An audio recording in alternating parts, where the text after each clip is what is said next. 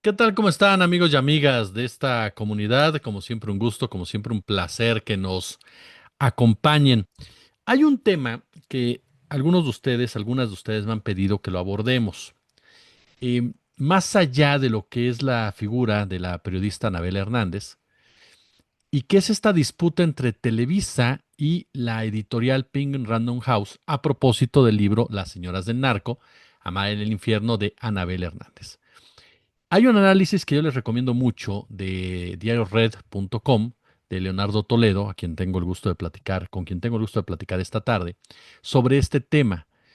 Mi querido Leo, como siempre un gusto, como siempre un placer, ¿cómo estás? ¿Qué tal, Jesús? ¿Cómo estás? Gracias por invitarme, como siempre. No, hombre, honrado siempre de escuchar y de aprender de ti. Oye, a ver, platícanos un poco, dándole un contexto. Dos, dos colosos, Monstruos. dos Ajá. monstruos en medio de lo que tú titulas una verdad rota, ¿no? Ujú, ujú. Sí, eso, o sea, es lo que platicamos. O sea, para mucha gente, cuando salió la nota, se trataba de Anabel, ¿no? Y Anabel va a tener que disculparse. Pero también el asunto es que en el fondo, detrás de todo, estaban estos dos colosos, estos dos monstruos, el que domina el mercado editorial del mundo, ¿no? La empresa que domina los libros, quién publica, quién no publica, todo eso y la empresa que domina la televisión abierta, por lo menos, ¿no? En México, y que la dominó durante muchísimos años, lo que se decía, lo que no se decía, quien dictaminó lo que era cierto y que dejó fuera las otras posibilidades de verdad, ¿no? Estos dos son los que se están enfrentando en una pelea a partir de la ley de derecho de réplica que se hizo justamente para que las y los ciudadanos nos defendiéramos de Televisa, ¿no? O sea, si Televisa mentía, que hizo muchos años y hace todavía, necesitábamos algún elemento para poder reparar la verdad o reparar la honra o reparar la historia y no había forma, ¿no? O sea, hubo necesidad de hacer muchas movilizaciones por parte de muchos sectores, llevarlo a la Suprema Corte, hacer una ley para que tuviéramos esta herramienta en contra de Televisa específicamente, y ahora es Televisa quien la usa para defender sus propios intereses, ¿no? Es como un cambio de ironías del destino y la historia, ¿no?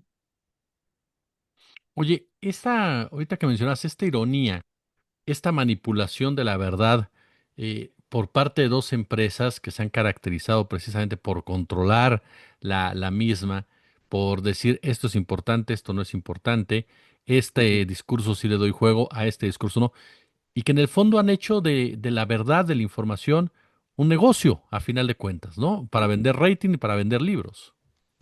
Sí, sí, porque también, o sea, del otro lado está Penguin Random House, que siempre me da una impresión así como Galactus, este devorador de mundos, ¿no? O sea, y que a otras editoriales se las iba comiendo y las iba absorbiendo el planeta. Y entonces ya no había forma de tener posibilidades de distribución editorial de libros impresos si no era dentro de ese universo de Galactus Penguin Random, ¿no? Y, y hacen cosas que a mí me gustan mucho y también hacen un montón de basura que lo sostiene, ¿no? Digamos, o sea, esta publicación de libros de Sanborns, ¿no? Con portadas escandalosas y la verdad y los traidores y bueno, dije un título también de Anabel, este, que son para pues ese consumo, ¿no? O sea, voy al Sanborns al baño y salgo y me compro un libro para ver, para leer algo en el camino, ¿no? Y así lo lees y lo tiras, ¿no? Porque son libros desechables que se hacen viejos muy pronto, que no van a ser clásicos, que no van a ser... Y entonces, esa producción masiva de libros desechables también sostiene una producción bien interesante que tienen luego también de autores y con temáticas que son buenísimos, ¿no? Tienen esa doble, o sea, como todo malvado, tienen como esta doble cara, ¿no? O sea, esta doble personalidad, pero pues siguen siendo el monstruo que controla, ¿no? Un monstruo que controla los libros y la verdad que se dice en libros, porque lo que dices en un periódico, en un portal, puede leerse o no, pero la percepción que tenemos es que los libros ahí van a quedar, ¿no? O sea, es verdad absoluta, es verdad para biblioteca y es una verdad mucho más solemne la que dices en un libro, ¿no? Entonces, también ahí hay como una disputa por esa verdad, ¿no? Por quién se la queda. Y entonces cuando se pelean, es eso, o sea, es como aquella mm, como de Salomón, ¿no? Y las dos madres peleándose por el hijo, pero en este caso no le tenían ningún aprecio ninguna de las dos y perfectamente pueden quedarse con su pedazo cada una sin preocuparse por dónde está lo verdadero, ¿no? Claro. Oye, a ver, platícanos un poco, Leo, sobre todo para ir entendiendo. Ujú. Esto que mencionabas, Televisa y la ley de derecho de réplica. Sí, Televisa no se ha caracterizado por dar derecho de réplica muy seguido. no, no. Ha costado muchísimo. Me pongo ahí en el artículo, o sea, la más viejita protesta, hubo muchas protestas contra el Televisa, pero eran aisladas. Una de las más masivas y que ocupó buena parte del territorio nacional fue luego de la huelga de la elección del 88, ¿no? De 1988, donde hubo un fraude electoral y tanto panistas como perredistas, que todavía no eran perredistas, denunciaron fraude electoral y Televisa no se dio por enterada. 24 horas con don Jacobo, ¿no? Hizo como que había sol, ¿no? Otro día de sol. Y entonces, justamente la gente del PAN, que en ese entonces estaba en el PAN, sacaron esta campaña porque pues, era destinada a coches. En sus coches pegaron un sticker, una calcomanía, que decía, no veas 24 horas porque oculta la verdad. Y estuvo, o sea, recorrió el país la campaña y estuvo muy interesante porque era como una protesta nacional en contra de un noticiero que los obligó a cambiar un poco su enfoque y su perspectiva. No mucho, pero sí los movió, porque pues, era justo esta clase media en auto la que les estaba como reclamando. Después, en el 94-95, ahí estuvo también bien interesante porque fueron ya las juventudes quienes ante la cobertura que hizo Televisa del levantamiento del ZLN, también hubo muchas protestas, hubo mucho repudio hacia Televisa y la forma en que estaban cubriendo eso. Es de esa época que los reporteros de Televisa tuvieron que cubrir sus chamarras y sus cámaras, que por muchos años salían así sintiendo muy bueno, porque en las manifestaciones y las marchas sí la gente empezó a repudiarlos y a expulsarlos. Una vez nos tocó ver cómo los bloqueaban y ya pues, hicimos una valla de no les peguen, no les peguen. Pero la gente estaba muy enojada con ellos, ¿no? Y también de esa época fue la toma de radios ahí en Ciudad de México, porque la cobertura no estaba siendo verdadera y no estaban permitiendo dar la otra versión, no estaban permitiendo la réplica, no estaban permitiendo ninguna posibilidad de corrección a sus versiones, ¿no? Y después ya llegó el fraude de 2006, donde también hubo protestas en contra de Televisa, y luego con el movimiento nacional en defensa del petróleo, que se hizo después del fraude de 2006, que hizo el gobierno legítimo, ellas, bueno, un grupo de mujeres de este movimiento tomó el lobby de Televisa y se estuvieron ahí, o sea, porque querían derecho de réplica, ya estaba como, ya lo iban a poner en la Constitución, pero lo exigieron y pues no había forma de obligar a Televisa a hacerlo, pero se plantaron, tomaron las instalaciones y hasta que no salió un directivo a recibirles la carta, y aquí está la carta, y estaba Claudia Sheinbaum y Jesús Rodríguez ahí dirigiendo ese meeting, esa manifestación. Y ya, o sea, es una historia de resistencias. Eso hizo que en el 2008 se integrara a la Constitución, el artículo sexto, que tenía que haber derecho de réplica y varios años después, casi como 8, ya se hizo la ley de derecho de réplica que tuvo muchos jaloneos y no había un antecedente y entonces pues no se sabía bien qué poner, qué no poner, porque está esta cosa de un miedo legítimo de los medios, de decir, si dejo que cualquiera me haga derecho de réplica, pues voy a tener mis páginas, hablando de periódicos impresos, llenas de réplicas, ¿no? Porque pues todo el que se le ocurra decir yo no estoy de acuerdo.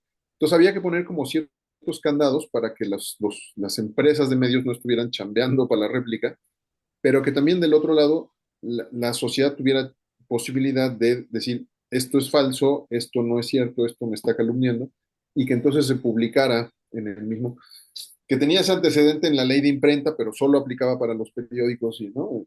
Que la ley de imprenta era muy chistosa además, ¿no? Tenía muchas cosas del honor y que no se había movido desde 1906 o una cosa así viejísima y seguía vigente hasta el 2015, ¿no?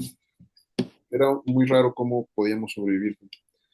Pero bueno, la cosa es que se hizo esa ley de derecho de réplica justo para que Televisa no pudiera sostenerse. O sea, Andrés Manuel tuvo que ir a la Suprema Corte a decir, quiero mi derecho de réplica frente a Televisa, frente a López Dóriga, y la Suprema Corte, tan así como era, aún así reconoció que era un derecho que le asistía al demandante y obligó a Televisa a recibirlo y a que ahí leyera una carta, ¿no? O sea, le hicieron caras en todo el camino y tal, pero se paró frente a las cámaras y leyó una carta porque la Suprema Corte dijo que sí es un derecho. Entonces, todo esto era contra Televisa, digamos, o para defendernos de Televisa como ciudadanos, y ahora Televisa lo usó para reclamarle a otra empresa, a la empresa editorial Penguin Random House, de que había publicado cosas de sus empleadas, que ese ya es otro debate, ¿no? O sea, sí tenía que hacerlo, definitivamente pienso que tenía que haberlo hecho, y pienso que Random no debió permitir que se publicara en esos términos el testimonio que publican, a ver, pero esos ya son como otros debates más morales y más, ¿no? O sea, en términos estrictos, la demanda es de una empresa, no de un ciudadano, defendiendo sus derechos, que son los que tienen derechos, los ciudadanos, no las empresas, frente a otra empresa que también lo que ondea, ¿no? Es el asunto de la libertad de expresión y que también hay razón en eso, ¿no? También pero entonces está la calumnia, la difamación, que ya no son delitos necesariamente, ¿no? Y el derecho de réplica, pero también está como esta soberbia de Televisa de decir, yo soy quien manda, porque quieren que en el libro de pronto vas leyendo y de pronto aparezca un recuadro, no sé si lo quieren en rojo, pero un recuadro donde dice, esto que sigue es falso y no se ha demostrado en 2 páginas del libro, ¿no? Y entonces, pues los editores dicen, va a romper la lectura del libro, va a romper el flujo, no se vale, lo ponemos al final o al principio, como luego se hace con las fes de ratas. Pero también lo que argumentan los abogados de la editorial es decir, o sea, del otro lado está Televisa, o sea, nosotros tenemos unos libros, ¿no? Y lo va a leer 500 personas van a leer este libro. Y Televisa podría decir lo que quiere decir, lo que quiere que pongamos en el libro, lo podría decir en todos sus canales 24 horas al día, ¿no? Y entonces cualquier cosa, o sea, en términos de equidad de alcance del mensaje, pues Televisa tiene mucha más fuerza, poder y, ¿no? Agarre con las audiencias que un libro, ¿no? Y 2 páginas en un libro. Entonces ahí es ese debate le dio la razón el primer juez a Penguin Random House y luego apeló Televisa, que Televisa además se sabe todas las de con qué jueces hablar y con qué secretario de la corte hablar, ¿no? O sea, llevan muchos años ahí. Y entonces apelaron la decisión de la primera instancia y en lugar de que se fueran al tribunal especializado en la materia, que hay un tribunal especializado en medios, ¿no? Lo sacaron de ahí, o sea, el encargado dijo, ay, tengo mucho trabajo, no puedo atender este caso que es súper importante. Y entonces lo sacaron de ahí, lo mandaron a un tribunal de apelaciones en La Paz, ¿no? Donde no son especializados en el tema de medios. Y además el juez estaba ausente porque estaba haciendo campaña en la elección judicial. Y entonces le tocó al secretario de la corte ser el que recibiera todo, no, según Random House, no revisó sus evidencias, solo revisó un poco lo de Televisa y dictó la sentencia, ¿no? Entonces, está todo el proceso, o sea, desde que no lo recibió el tribunal especializado, desde que lo recibió alguien que no había juez, que fue el secretario, es súper irregular y súper Televisa, ¿no? O sea, es como un poco como el partido de, ¿no? El bar, ¿no? Y los árbitros y todo. O sea, es muy modo Televisa, ¿no? O sea, vamos a hablar con el árbitro para que sea a nuestro favor. Y entonces están en esas, pero no solo eso, sino que cuando Random House dice, pues vamos a apelar la apelación, no sé cómo se diga en jurídico, este, Televisa saca esta nota el lunes pasado diciendo, no, ya se ganó la demanda y es definitiva y es inapelable y definitivamente ganamos, ¿no? Cuando el proceso todavía puede seguir muchos años, que era algo que advertía Javier Corral cuando se hizo la ley, que él lo dijo, se dijo, con esta ley los medios pueden quedarse dando vueltas en las cortes durante muchísimos años, ¿no? Sin que se logre llegar a una resolución. Y justamente es lo que puede hacer Random House frente a estas decisiones. O sea, la decisión de ahorita de la Corte de la Paz puede apelarse y puede pelearse y disputarse en tribunales todavía muchos años y podríamos estar viendo esta pelea todavía pero entonces las notas que se publicaron el lunes es como una condena sin sentencia, digamos, ¿no? O sea, ya acusaron de mentira, ya dijeron que Random House va a tener que hacer algo que no está todavía obligado a hacer, ¿no? Porque todavía pueden apelar. Entonces, estamos ahí viendo como estas peleas entre dos poderes y Televisa haciendo uso de todos sus mañas, digamos, ¿no? Para ganar un caso que, donde lo que menos importa, o sea, parece que lo que importara fue, quiero controlar y dominar a Random House, demostrarle que yo mando o humillarlos, más que el prestigio, la honra de sus sacrificios. O sea, eso no forma parte de su catálogo. Al contrario, en el boletín que mandaron pusieron los fragmentos del libro donde se las señala y todos los medios lo replicaron, ¿no? Entonces es como otra vez calumniarlas, otra vez con su propio boletín que está intentando defenderlas de la calumnia, lo cual me pareció totalmente inadecuado e improcedente en términos morales, en términos de personas, ¿no? De personas humanas. Se me hizo chafa, pues, ¿no? Que Televisa misma mandara esos fragmentos. No sé si lo mandó en su propio boletín, pero eso fue lo que circuló, ¿no? Ese día. Sí, porque como bien señalas, no es la intención defender a las personas señaladas, no es defender a los lectores, ¿no? De un No. trabajo supuestamente falso, sino es a final de cuentas marcar la pauta de que no se vuelvan a meter contigo, ¿no? O sea, de que quien se meta Ajá. contigo pues va a tener ese tipo, porque esa es otra cosa que te iba a preguntar, ¿qué implicaciones puede tener en un futuro en trabajos periodísticos también que presentes algo y que Televisa diga, pues no, no es así? Y con todas estas irregularidades que ya mencionas en el Poder Judicial, que fue Ujú. de verdad un berequetengue, ¿cómo nos puede impactar también este caso? Sí, sí, que ese viejo modo Televisa, ¿no? O sea, no te metas con nosotros, o sea, puedes hablar de quien sea, pero de Televisa, porque está esta amenaza, digamos, judicial, ¿no? De su gran plantilla de abogados, que son muchos y que son muy buenos, ¿no? O sea, que llevan muchísimos años litigando y ya se la saben y conocen a todos los jueces y a los secretarios. Además de la amenaza de sanción pública, digamos, de que si todos sus noticieros empiezan a señalarte ya, él, ella, ya perdiste, ¿no? O sea, no tienes forma de defenderte de esa monstruosidad. Y ese modo priista, ¿no? De no me critiques, ¿no? Porque si no, además te puedo desprestigiar, pero no solo eso. Para muchas personas en el medio periodístico, en el medio de la televisión, hacer una crítica televisiva significa también todavía, ¿no? Quedar fuera de un montón de posibilidades de chamba, de exposición, ¿no? O sea, si te, o sea, estaba ese viejo, en la antigüedad, en los viejos tiempos, el veto de Televisa desaparecía a las personas, ¿no? O sea, si un empleado, actriz, actor, periodista era vetado por Televisa, ya no existía, ¿no? Dejaba de existir en los medios porque no solo no salían en Televisa, sino que los otros medios también se quedaba medio apestado, ¿no? Así de, no, mejor tú no hazte para allá porque puedo tener consecuencias y estaba bien feo, ¿no? O sea, ese control de la narración, del discurso, de todas las posibilidades de comunicación en México por parte de Televisa, sí ha sido una cosa horrible y como que quieren mantenerlo, ¿no? Quieren seguir siendo los que dicten la pauta. Totalmente. Mi querido Leo Toledo, yo de verdad quiero agradecerte como siempre estos minutos que nos otorgas a la comunidad con este tema tan interesante que nos permites aprender de ti. Amigos y amigas, échenle un ojo en Diario Red www.leonardotoledo.com, en su sección de artículos, Dos monstruos, verdad rota. De verdad que vale mucho la pena este trabajo de Leonardo Toledo. Leo, muchas gracias. Muchas gracias, Jesús. Un honor para mí, como siempre, estar aquí en tu espacio. Gracias.